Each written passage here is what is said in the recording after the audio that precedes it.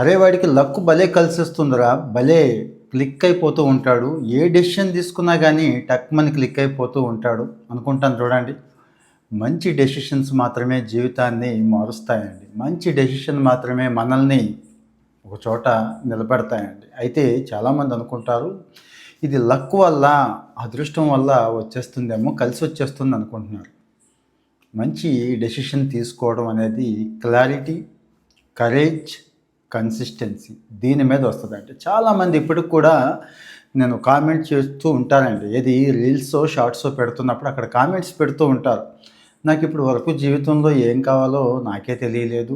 ఏమవ్వాలో నాకే అర్థం కావట్లేదు. నా ఇంట్రెస్ట్ ఏంటో నాకే తెలియట్లేదు.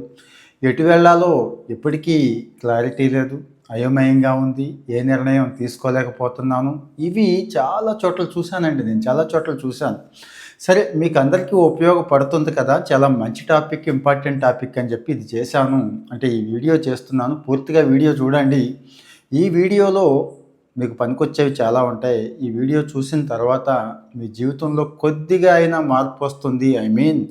మీరు ఆలోచించే విధానంలో కాంత మార్పు వస్తుంది. మీరు డెసిషన్ తీసుకునే విషయంలో కాస్త ఖచ్చితంగా ఆలోచించి మంచి నిర్ణయం తీసుకుంటారని చెప్పి ఈ వీడియో ప్రత్యేకంగా చేస్తున్నానండి. అంటే ఏం మాట్లాడుకున్నా అనుభవాల నుంచి మాట్లాడుకోవాలి కదండి. నా అనుభవాల నుంచి కూడా నేను మాట్లాడుతున్నాను. ఒకనాడు నేను జర్నలిస్ట్ అండి. ఈనాడు జర్నలిజం స్కూల్. వాస్తవాలే నేను చెప్పేవన్నీ కూడా, వీడియో కోసం కాదు, వాస్తవాల నుంచే వద్దాం. ఆ రోజు ఎంతో కష్టపడి, ఎంతో ప్యాషన్ ఉండి, తెలుసు కదా ఒక జర్నలిస్ట్ అవ్వడానికి ఎంత కష్టపడాలి, ఎంత చదవాలి, ఎన్ని ఆర్టికల్స్ రాయాలి. ఈనాడు బోర్డుని మెప్పించడం తేలికనుకుంటున్నారా? ఈనాడు పేపర్ చూడండి. పేపర్ చదువుతున్నప్పుడు నాకు అనిపించేది, అబ్బా ఇది మనం రాసే పొజిషన్లో ఉంటే ఎలా ఉంటుంది అని చెప్పి. సరే వాళ్ళు ఏదో టెస్ట్ పెట్టారు, కొన్ని ఆర్టికల్స్ పంపించమన్నారు, పంపించాను, టెస్ట్ పాస్ అయ్యాను, జర్నలిజం స్కూల్కి వెళ్ళాను. కానీ మార్చుకున్నాను, జర్నలిజం కెరీర్ని మార్చుకున్నానండి. గవర్నమెంట్లోకి వస్తే బాగుంటుంది, గవర్నమెంట్ సర్వీస్ అయితే బాగుంటుంది, పోలీస్ అయితే ఇంకా బాగుంటుంది కదా అని చెప్పి పోలీస్ డిపార్ట్మెంట్లోకి వచ్చానండి. కానీ అక్కడ కూడా మళ్ళీ డెసిషన్ మార్చుకున్నాను కొన్నాళ్ళ తర్వాత. పోలీస్ డిపార్ట్మెంట్లో కూడా లేనండి, కొన్నాళ్ళు చేశాను. మళ్ళీ రెగ్యులర్ సర్వీస్, సివిల్ సర్వీసెస్ ఏవైతే ఉన్నాయో సివిల్ సర్వీసెస్కి వస్తే ఇంకా సర్వీస్ చేయొచ్చు, అన్లిమిటెడ్ సర్వీస్ చేయొచ్చు. పోలీస్ అంటే యూనిఫామ్తోనే ఆగిపోవాలి.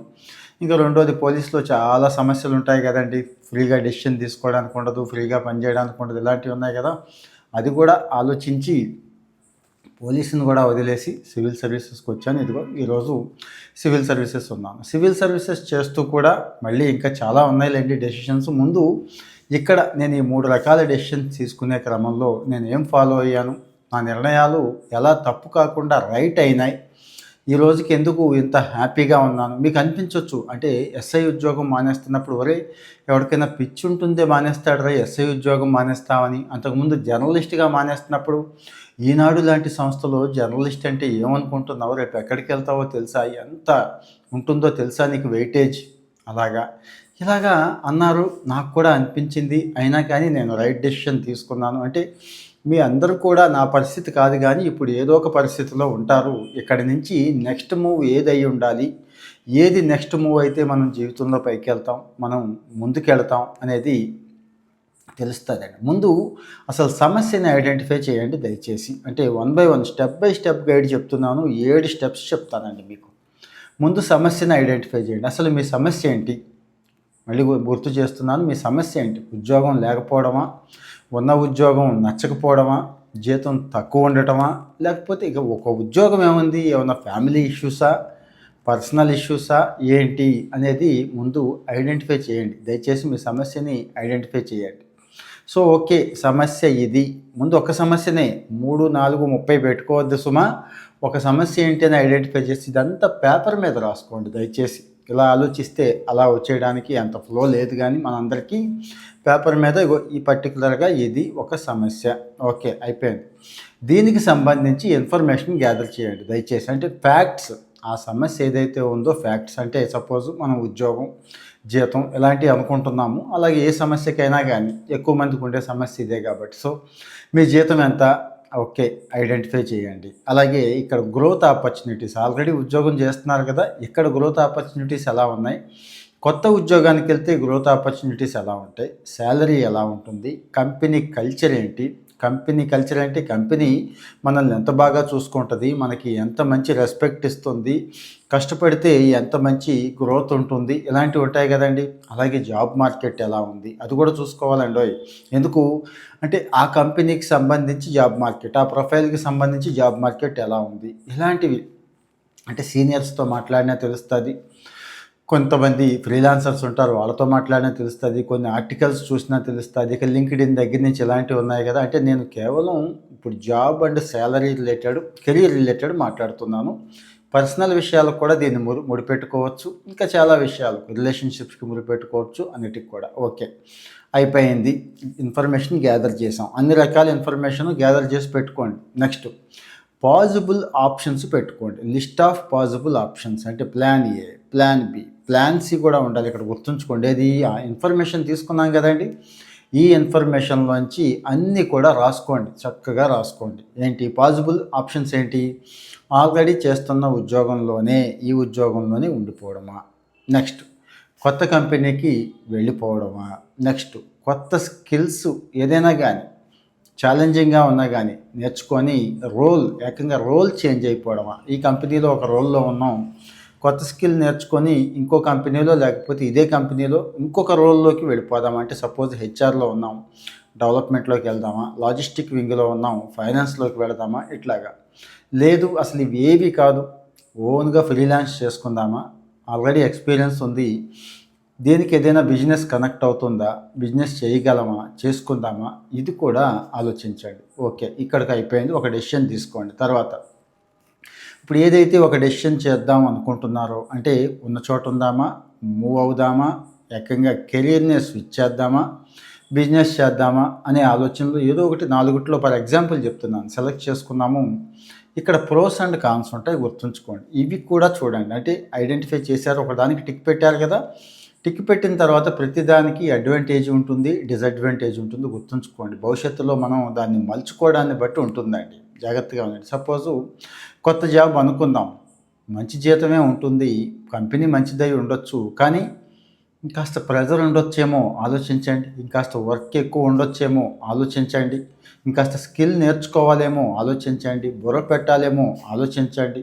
ఒకవేళ రేపు అక్కడ కూడా టాక్సిక్ కల్చర్ ఉంటే ఫేస్ చేయడానికి సిద్ధపడాలేమో ఆలోచించండి. లేదు ఈ జాబ్లోనే ఉండిపోదాం, ఉన్న జాబ్లోనే ఉండిపోదాం, ఓకే, కానీ జాబ్ సెక్యూరిటీ ఉంటుంది, మరి గ్రోత్ ఉండదు, అది కూడా ఆలోచించుకోండి. ఒకటి చెడ్డది ఒకటి మంచిదని నేను అంటలేదు, అన్నీ మంచివే, కాకపోతే మన మనస్సు ఏంటి, మన మనస్తత్వం ఏంటి, దీన్ని బట్టి ఉంటుంది అంటున్నాను. తర్వాత మనకంటూ కొన్ని అభిప్రాయాలు ఉంటాయి, కొన్ని వాల్యూస్ ఉంటాయి, కొన్ని గోల్స్ ఉంటాయి కదండి. ప్రతి చోట కూడా ప్రతి మనిషికి ఉంటాయి. అవి మాత్రమే మనల్ని హ్యాపీగా ఉంచుతాయి, సంతోషంగా ఉంచుతాయి. అంటే ముందు వాటిని నమ్మాలి.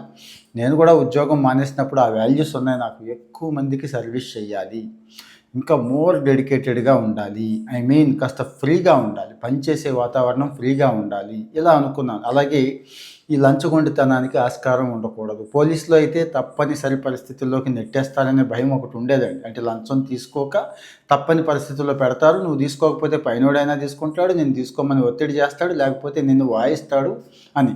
సో ఎందుకు వచ్చిన కర్మరా బాబు, ఎస్ఐ ఉద్యోగం అందరికీ చులకనే కదా, ఎందుకు వచ్చిన కర్మ అని చెప్పి వదిలేశాను. సో మరి మీ వాల్యూస్ ఏంటి, మీ గోల్స్ ఏంటి అనేది చూసుకోండి. నాకు కెరీర్ గ్రోతే ఇంపార్టెంటు, లెర్నింగ్ అనేది పెద్ద మ్యాటర్ కాదు అనుకుంటే కొత్త కంపెనీకి వెళ్ళిపోండి. లేదు ఇప్పుడు ఈ లెర్నింగ్ ఈ వయసులో చేయలేను, బుర్ర బద్దలు కొట్టుకోలేను, ఎందుకు వచ్చిన గొడవ, సెక్యూరిటీగా ఉందాం, ఈ కంపెనీ బాగానే ఉంది, గ్రోత్ లేకపోయినా, రూపాయి జీతం పెరగకపోయినా, హోదా పెరగకపోయినా పర్లేదు అనుకుంటే ఇక్కడే ఉండిపోండి. సో ఇక్కడే ఫైనల్గా డెసిషన్ తీసుకోండి.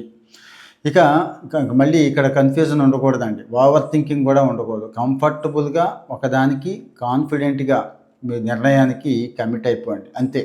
అంటే పాత కంపెనీ రిజైన్ చేసేయాలి, కొత్త కంపెనీకి వెళ్ళాలనుకున్నాం, వెళ్ళిపోండి.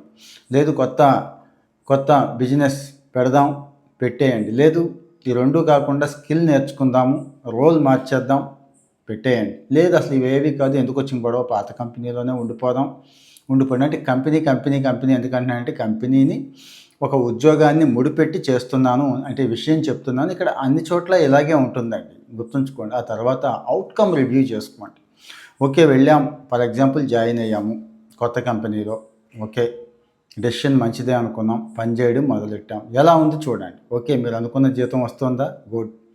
మీరు అనుకున్న లెర్నింగ్ ఎక్స్పీరియన్స్, కొత్త ఎక్స్పీరియన్స్ వస్తుందా? గుడ్. ఆఫ్టర్ 6 మంత్స్ తర్వాత, కనీసం 3 నెలలు 6 నెలల తర్వాత ఇవన్నీ చేసుకోండి.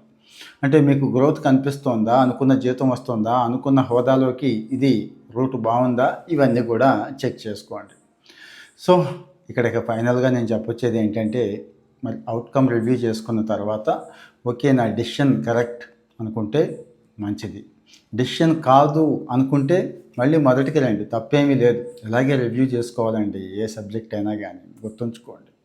మరి నేను చెప్పొచ్చేది ఏంటి అంటే, మనం తీసుకునే డెసిషన్స్ మాత్రమే మన జీవితాన్ని మారుస్తాయి. అన్ని విషయాల్లోనూ, చదువు విషయంలోనూ, పార్ట్నర్ సెలక్షన్ విషయంలోనూ, ఉద్యోగం సెలెక్ట్ చేసుకునే విషయంలోనూ, ఫ్రెండ్స్ని సెలెక్ట్ చేసుకునే విషయంలోనూ, ఫైనాన్సెస్ విషయంలోనూ, ఇన్వెస్ట్మెంట్ విషయంలోనూ, అన్ని చోట్ల కూడా ఇదిగో ఇవన్నీ కూడా ఉపయోగపడతాయండి. మనం చాలామంది ఏమనుకుంటామంటే, అరే లక్ మార్చేస్తుంది జీవితాన్ని మొత్తాన్ని అనుకుంటామండి. అది లక్కీ భాస్కర్ అనేవాడు కూడా, మీకు చూశారు కదా, లక్ మార్చలేదు ఆ సినిమాలో.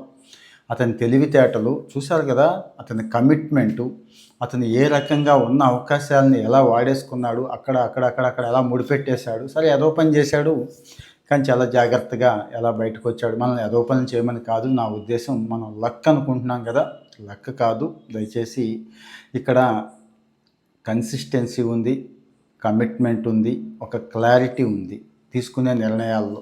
ఆ క్లారిటీ ఉంటేనే మనం కూడా జీవితంలో పైకి వస్తామని చెప్పడం నా ఉద్దేశం. మీకు ఈ వీడియో ఎలా అనిపించిందో చెప్పండి. ఇలాంటి వీడియోస్ బాగున్నాయండి చెప్పండి. చాలా విషయాలు మాకు తెలియట్లేదు, మీరు చెప్తున్న భాష కరెక్ట్గా ఉంది, అర్థమవుతోంది, బుర్రలోకి వెళ్ళిపోతుంది, నాటుకుంటోంది అంటే ఇలాంటి విషయాలన్నీ షేర్ చేస్తూ ఉంటాను. Thank you. ఫాలో అవుతూ ఉండండి, మర్చిపోద్దు. ఇంకా కొంతమంది ఫాలో అవ్వట్లేదు, షేర్ కూడా చేయండి.